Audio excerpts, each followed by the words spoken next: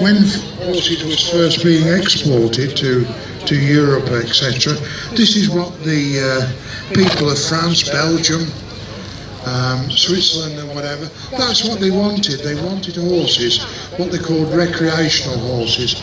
In other words, they didn't want them purely as draft animals. They wanted them to what we call ride and drive. In other words, if they got a cart or a little dray they wanted to take them out in, then they could hitch them up, or if they wanted to go out on a ride at the weekends or at evenings, then they could just put the saddle on them and ride them. And this is why they've become so more sellable as such. You've got to adapt the horses to the market which you're aiming at, and it's no use trying to sell these horses as in hand or draft animals now, because there just isn't the market for them.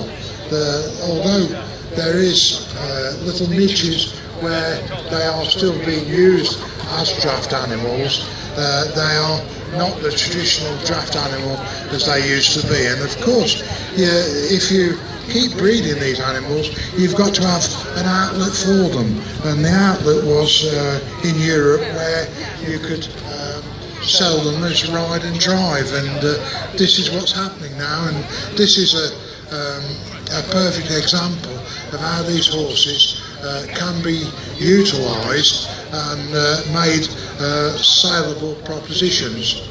Not so saying all these horses are for sale.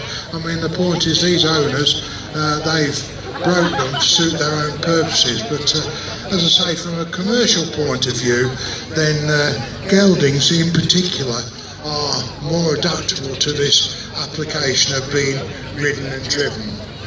Now, what we're going to do now is, rather than you keep walking around, the ones that want to trot and canter, can you come into the middle, and the ones that want to just walk around, can you just come down into this corner, please, so as we know where we are then. So the ones that can trot and canter come into the middle, the ones that don't want to do that come into the corner by Eddie down here. Top one. I'm doing it. I just said top one. Good.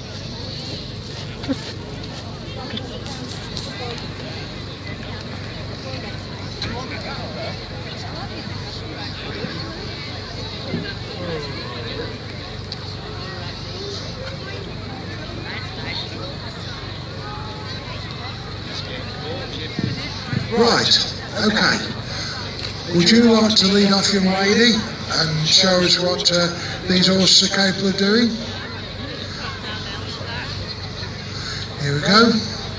Nice trot look. Very adaptable.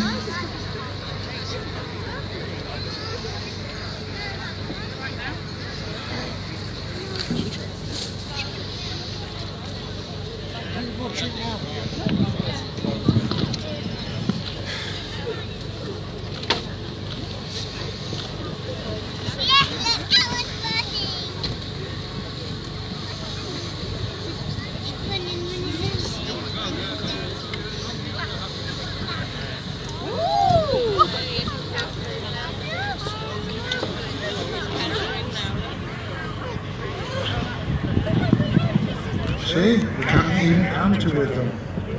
Lovely. Think of that coming up behind you, eh? Goodness gracious. I absolutely love it, you know. You think these horses can't do this type of application, but they can. Look at that. Drop it down now, to a trot again.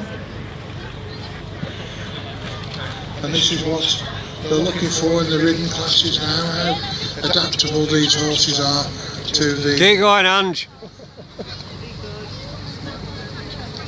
Look at that. A wonderful example of how these horses can be utilised.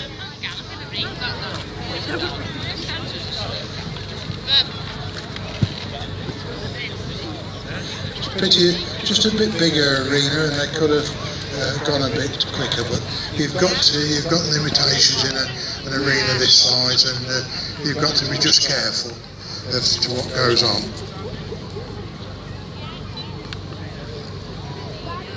So there you are.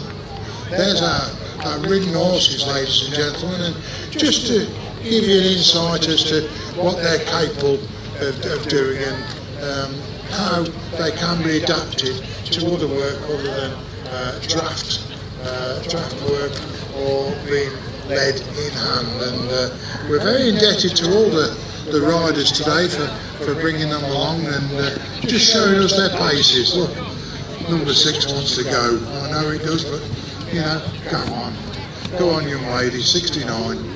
Let it go, let it go. They want to just let them extend, but it's not fair really, because an arena this size. There we go. Number 10's going to go now. Look at that. Oh, just a little bit sideways. Okay. Well done, all of you. We do appreciate